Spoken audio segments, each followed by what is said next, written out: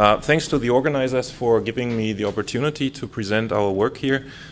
This is not intended to be a sales pitch, but I couldn't avoid showing a few screenshots of our software that we provide. So I hope you bear with me, but there will be a lot of underlying scientific stuff as well. So the concept that I want to introduce you to is really a more visual way of going into the depth of affinity here. And what you can see here is a compound that was assessed. This is, hang on a second. Yeah, was assessed according to its affinity binding to the protein. And what you can see here is those coronas are the individual contributions of each atom to the binding affinity, and each corona is directly, the size of each corona is directly proportional to the amount that this atom is contributing to affinity, where the color is indicating whether the contribution is a favorable one or an unfavorable one. So at one glance you can see where on the molecule there's room for improvement in a medicinal chemistry kind of way. We have heard in Thorsten Nowak's talk that there's also a large discrepancy between the ideal state of a torsion versus the one that actually is present in the molecule. And this can be analyzed as well as we have done a statistical analysis of the Cambridge Structural Database, and we can now analyze the torsions in each compound as to how statistically abundant this torsion is. So for example, green means this torsion is widely abundant in the CSD.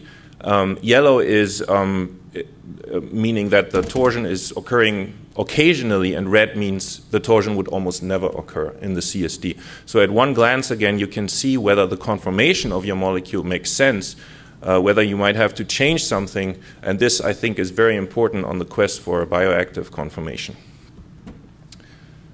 So this concept, we think, is important in order to make more informed decisions right now under increased project timelines and more stress getting a project done in time. It is really important to understand quickly and make informed decisions. And so this concept is helping the medicinal chemist to do exactly that. So for example, we have here a so-called magical methyl structure. This structure binds, this molecule binds with 12 nanomolar to the protein. The structure without the methyl is much, much lower. And you can see at one glance again that the methyl group indeed is the group with the largest contribution to binding affinity. There are other factors involved, which is locking this biphenyl system here into a specific conformation, which also actually much larger contributes to the increased binding affinity between those two. But it is also the large desolvation effect of this methyl group that contributes to binding. And in fact, we can model pretty precisely all the different derivatives here. This is the experimental values, and this is then the calculated values of the binding affinity when you modify this R1 group here from methyl to proton, fluorine, chlorine, and methoxy. We are pretty much always in the same ballpark as the experimental binding affinity. So this method that I was talking about is called Hyde. It's a new method to assess binding affinity, and not only for lead optimization you can use this, but also, for example, to detect differences in binding modes. So in this example here, 1N2V, we have two binding modes that are really hard to distinguish because they both exhibit 4 hydrogen bonds to the protein, and by looking at the 2D structure, you cannot fathom which one is the correct one. So if you look at the 3D structure then with the color coding that Hyde gives you, the visual feedback, you can immediately see which of the two structures is correct. Can anyone take a guess? The left, exactly. And it's because here you have a lot of red penalties, so to say, where the structure is not perfect. And this is underlined also if you compare the calculated affinity to the experimental one, which is in excellent agreement. So this method, Hyde, is it is actually a scoring function, but I don't like to call it that way because scoring is such a battered term, so we call it binding affinity assessment. And it is also different because it takes a very different view at energetics. It's based on pure physicochemical principles, which makes it very independent. It is not biased. It is not calibrated on any protein-ligand complexes, so it can be very widely applied to protein-ligand complexes, protein-RNA complexes, protein-protein interactions, and so forth. And so this is why there is no bias involved, and it can be used in many, many different ways. The concept behind Hyde was developed by Gudrun Lange at the Bayer Crop Science Company in Frankfurt, Germany. And she realized, I mean, it's a known concept, but she put it in context of the scoring functions that unsatisfied hydrogen bonds lead to a 2 order of magnitude decrease in binding affinity. This can be shown here with this example. This is inhibitor number 2, whatever that means. It binds quite strongly to the protein. And when you remove one carboxylate group, we lose one hydrogen bond, and 2 amino acids of the protein are now unsatisfied, which leads to a decrease exactly of 2 orders of magnitude in binding affinity. So, and this can be put into a visual context again. Hyde, by the way, stands for hydrogen bonding and desolvation because this is the only terms that we look at in the scoring context.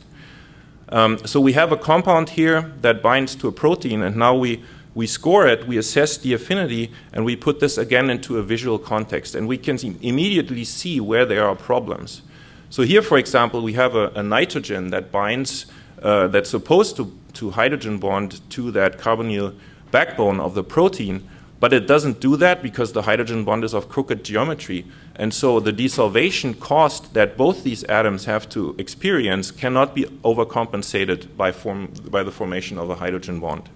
And this is the most important property that this new concept has, that we actually penalize missing interactions rather than summing up favorable interactions.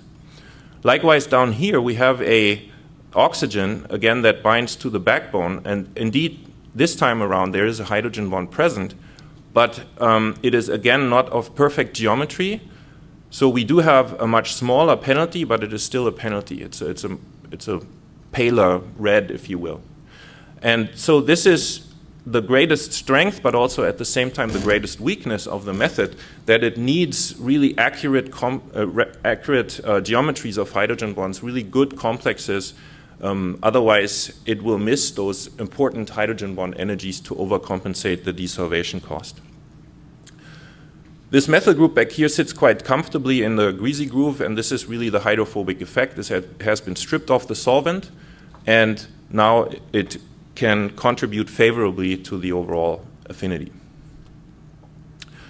Now, going a little bit more into detail, when we put the ligand from the unbound into the bound state, what we do is we really take the difference in free energy of binding by summing up overall atoms I of the protein interface and the ligand, the change in free energy of dehydration for each atom I, and the change in free energy of hydrogen bonding for each atom I.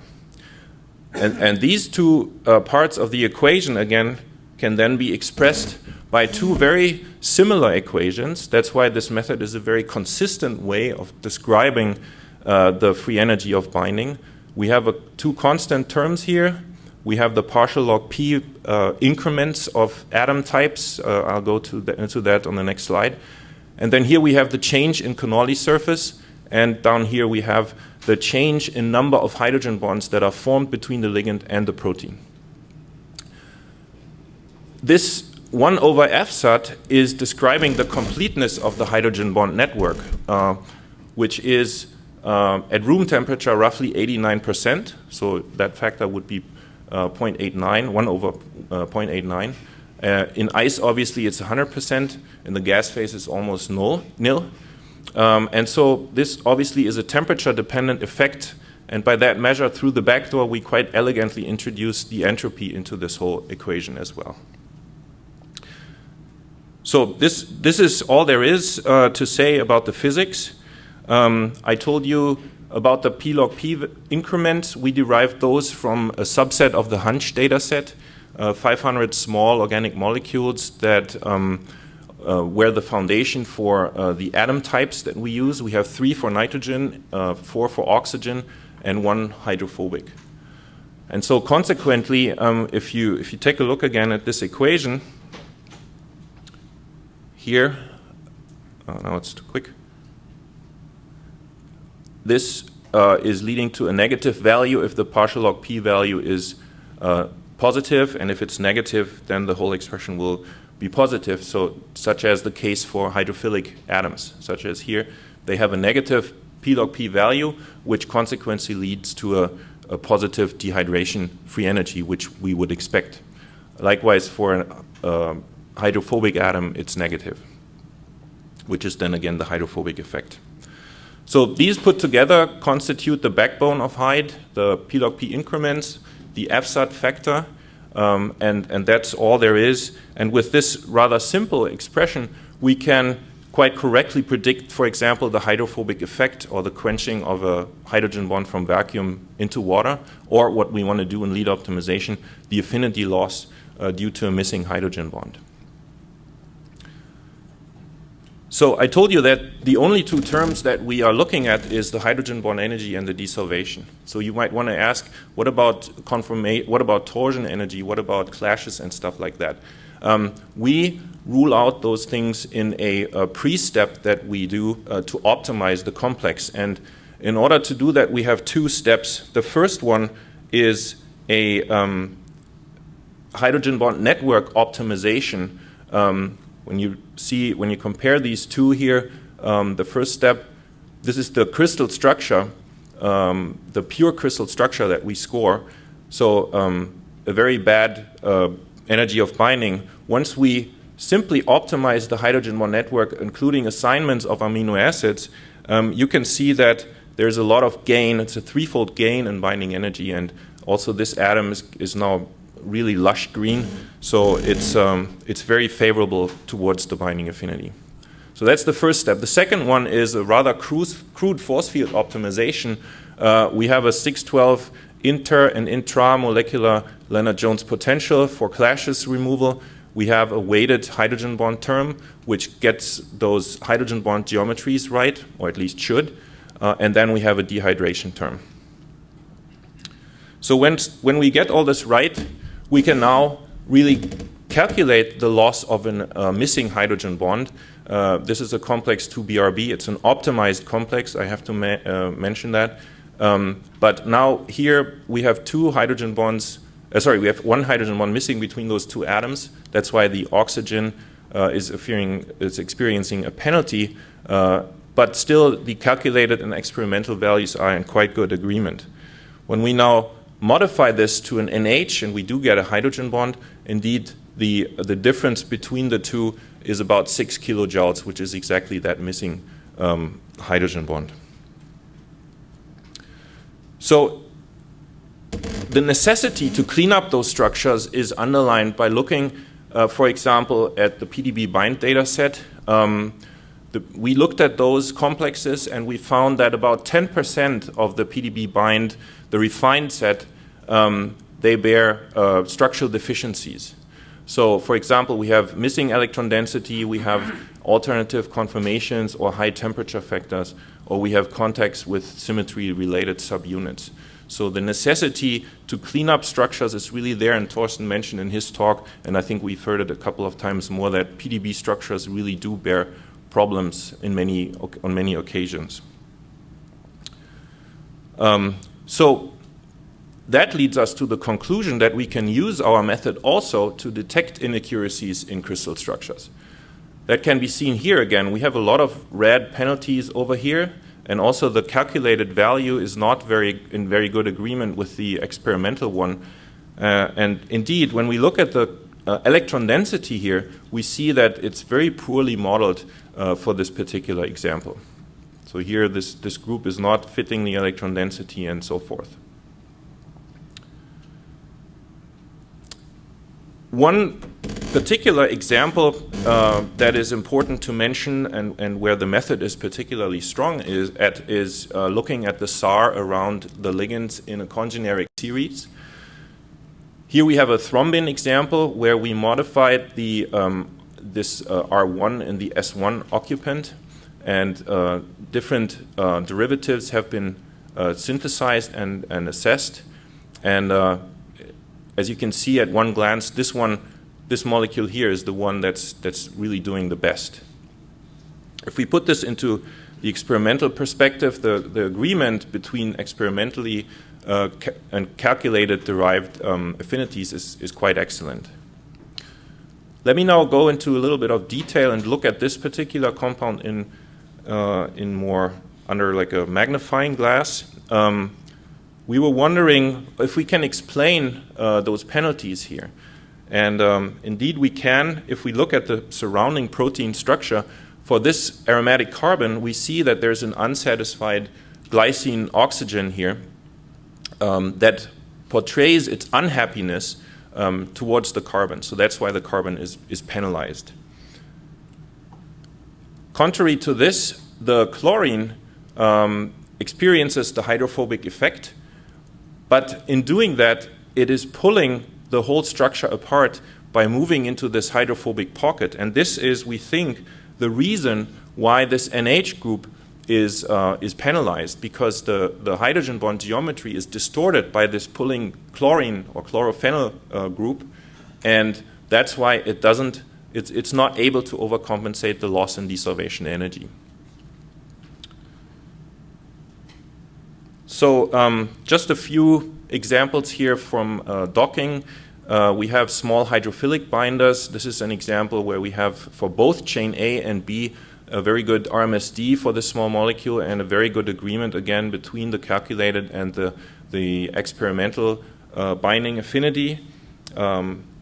Likewise, for hydrophobic binders, both in chain A and B, we have a very good RMSD here, and the calculated affinities, again, are in very good agreement to the experimental one.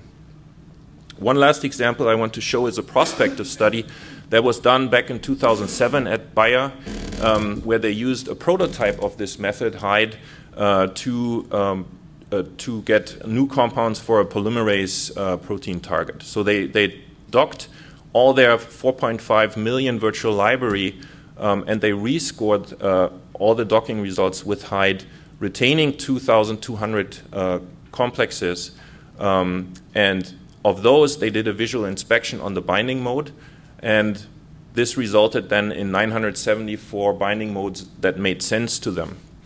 And of the 974, they looked at what can we purchase, and 172 were available through commercial vendor catalogs. And from these 172, they had 116 confirmed hits that were in several different chemical classes. They were plant-active compounds, and 33 of those, again, were actually binding nanomolar to the protein. I'm almost done. So this converts to almost 70% hit rate. So I would like to summarize. CSAR and Hyde, the method that I've showed you today, is a visual design aid for the medicinal chemists to help keep an eye on the potency during the design process, which is very hard to do. So by that, it facilitates the optimization of lead structures, obviously, and it helps prioritize compounds for synthesis, because making all the compounds that are feasible is not really a very economic strategy, because it's expensive, and so if you know a priori which compounds would make sense to synthesize, that would help save a lot of money and also save a lot of time. It avoids false positives due to the penalties that I've described. And obviously there are still open issues that we have to look into, namely explicit water molecules or conformational state outside the protein, which is not taken into account right now. And of course the consideration of protein flexibility, which is a big, big thing. And with that, I'd like to thank you for your attention and open for questions.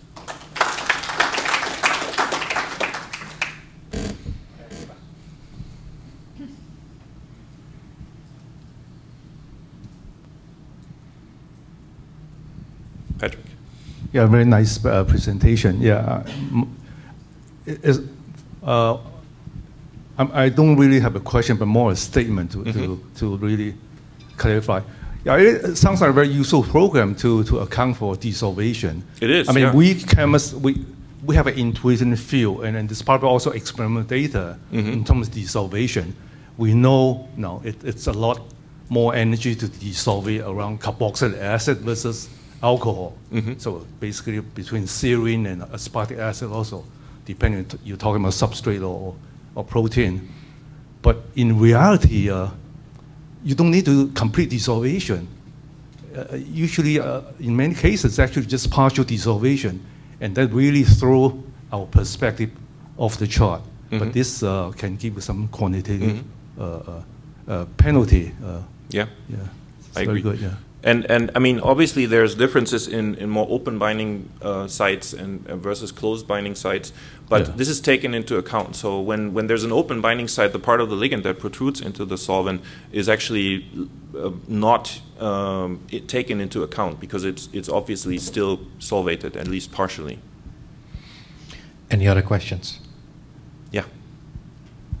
So, really interesting talk, and I really enjoyed hearing about. But one of the things that I worry about for larger proteins, for example, if this is applied to it, and where especially there's information transferred through the protein, that's not just the torsion angles that are involved, but also librations. You know, the changes in the overall structure that occur with very little change in energy apparently, but happen. So how can you take that into account so that you can look at what's happening at some site you're looking at, but then what's really happening in the protein is 20 or 30 angstroms away? If I knew that, I would also be able to answer that protein flexibility question, and that's actually sort of part of the holy grail in computational chemistry, taking protein flexibility into account so that it makes sense. There have been some methods that do it, but I don't want to go into detail what I think about that, but it is still a very difficult question to answer, and it hasn't been answered yet. I got a quick question. With respect to allosteric inhibitors versus competitive inhibitors, just binding site inhibitors versus allosteric inhibitors that induce conformational changes, is there a big difference in terms of trying to do the predictive models on those? I am not really. So I think we looked into this, but it hasn't been shown that there is a difference. But to be honest, I'm not really able to answer that question to your full satisfaction. Okay, last question.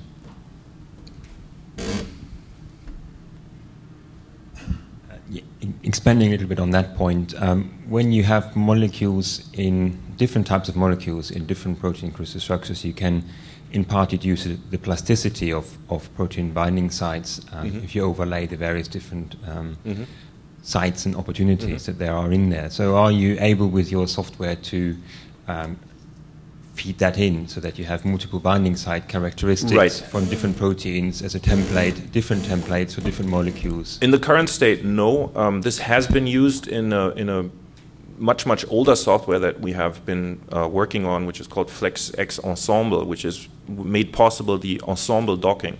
So you loaded at least 5 protein structures into the software, and by that way you gauged knowledge about which groups are flexible, and those were taken into account. So it wasn't really flexible, but it was on the way to flexibility. This is our goal for this as well, but in a much more advanced and different way. But right now, what you can do is load one protein structure and work with that. It would also make sense in the terms of selectivity, being able to really compare between 2 proteins, during the design phase, make it bind better to one and at the same time make it bind worse to the other. So that's still on our list. Okay, with that, let's thank Thank you. Dr. Detering for a great talk.